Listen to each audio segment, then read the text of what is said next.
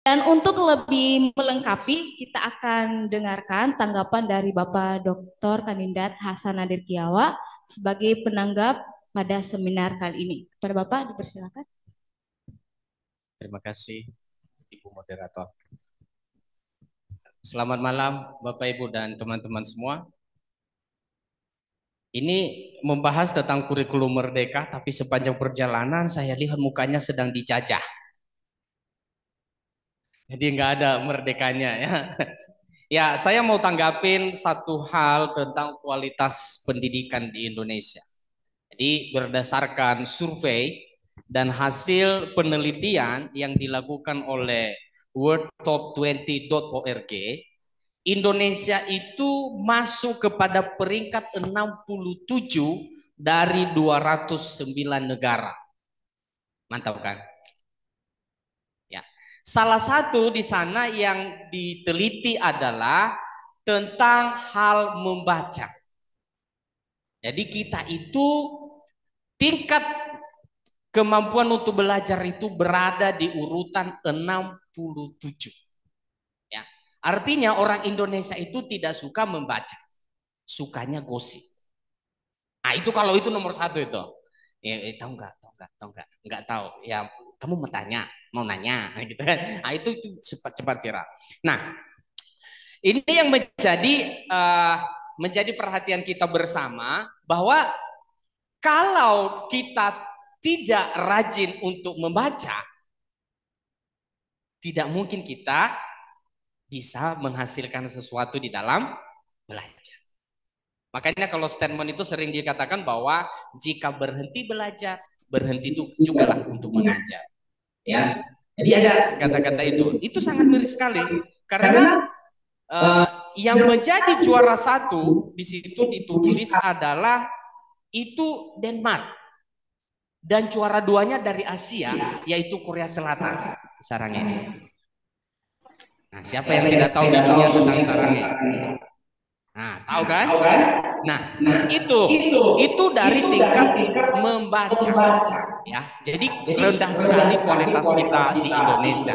Beberapa di kelas kalau kita bertanya tentang pelajaran umum pasti tidak terlalu bisa menjawab karena yang dibaca Alkitab saja. Itu kalau orang-orang Kristen, Alkitab saja. Tapi ketika kita bertanya juga Alkitab, tidak mau kasih tahu, mau tahu aja katanya gitu kan. Nah, pernah juga ada satu survei oleh komunitas Kristen.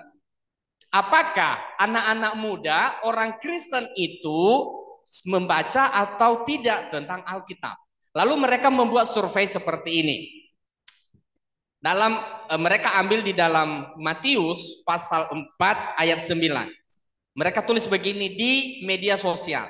Dan berkata kepadanya, semua itu akan kuberikan kepadamu jika engkau sujud menyembah aku. Dan semua orang berkata amin. Di mana ayatnya itu? Kapan itu dibicarakan? Siapa yang ngomong itu? Ayat itu. Iblis.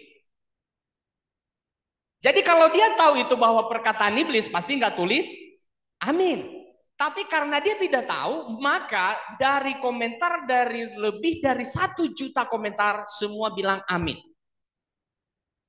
Nah itu menunjukkan bahwa tingkat membaca Alkitab pun kurang. Cuman kan kata-katanya bagus. Dan berkata kepadanya, semua itu akan kuberikan kepadamu jika engkau sujud menyembah aku. Jadi kurikulum di sekolah dan gereja itu bisa berjalan jika niat atau hobi untuk belajar itu bisa tercapai, kurikulum merdeka itu. Tapi kalau tidak belajar, tidak membaca, ya nggak bisa. Ya, itu yang saya soroti dari situ. Satu lagi, berbicara tentang kualitas pendidikan luar negeri, ya. Ada satu yang viral di media. Seorang ibu menyekolahkan anaknya di luar negeri sampai dia menjual rumah dan habis 12 miliar. Tapi kerjanya, gajinya sebulan berapa? Nggak baca juga kan? Nah ketahuan kan bacanya Alkitab terus. Jadi nggak lihat di TV dan juga nggak baca di media. Gajinya ternyata cuma 2.200.000 per bulan. Jadi dia menyesal menyekolahkan anaknya ke luar negeri. Lagi-lagi kenapa? Karena itu orang Indonesia. Mau disekolahkan di Denmark pun yang juara satu secara dunia, kalau tidak membaca sama saja. Ya, itu artinya. Jadi kita mau kemana saja. Di Asia Tenggara, ya, kualitas pendidikan di Asia Tenggara, Indonesia masuk ke urutan keempat. Asia Tenggara itu hanya 11 negara. Yang nomor 1 Singapura, nomor 2 Malaysia, nomor 3 Thailand, nomor 4 Indonesia. Menurut hasil survei, bahwa hanya 29% lulusan SMA orang Indonesia yang melanjut ke universitas. Artinya sangat rendah. Jadi yang dikatakan tadi oleh Pak Kaprodi, bahwa tenaga kerja Indonesia kalau ke luar negeri itu sudah diperbaiki namanya. Dari pembantu rumah tangga menjadi asisten rumah tangga. Lalu beberapa duta besar mengatakan ini adalah pahlawan devisa. Siapa yang mau jadi pahlawan devisa? Nggak usah belajar, langsung saja ya kita. Nah, ini yang membuat kualitas pendidikan kita ini perlu dikembangkan ya. Kalau tadi ganti menteri, ganti kebijakan, ganti menteri, ganti kebijakan, sebenarnya tidak terlalu salah dan tidak terlalu benar. Asal itu sesuai. Permasalahannya adalah hanya 2 tahun dia menjabat, dia di reshuffle, ganti lagi, gitu kan? Tapi kalau sebenarnya itu, misalnya sekarang kurikulum merdeka yang didengungkan oleh Menteri Pendidikan itu berdasarkan pengalaman beliau, bahwa seseorang harus belajar sesuai dengan apa yang sedang dia gemari. Kalau di Indonesia kan nggak bisa.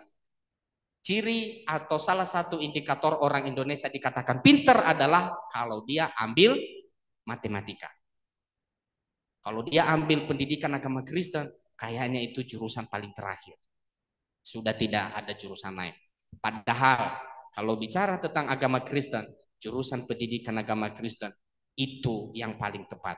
Karena hidup itu harus sama seperti Yesus. Dan Yesus itu dalam Alkitab disebut sebagai guru. Dan jurusan yang paling tepat adalah pendidikan agama Kristen. Demikian. Terima kasih. Berikan tepuk tangan. Baik Bapak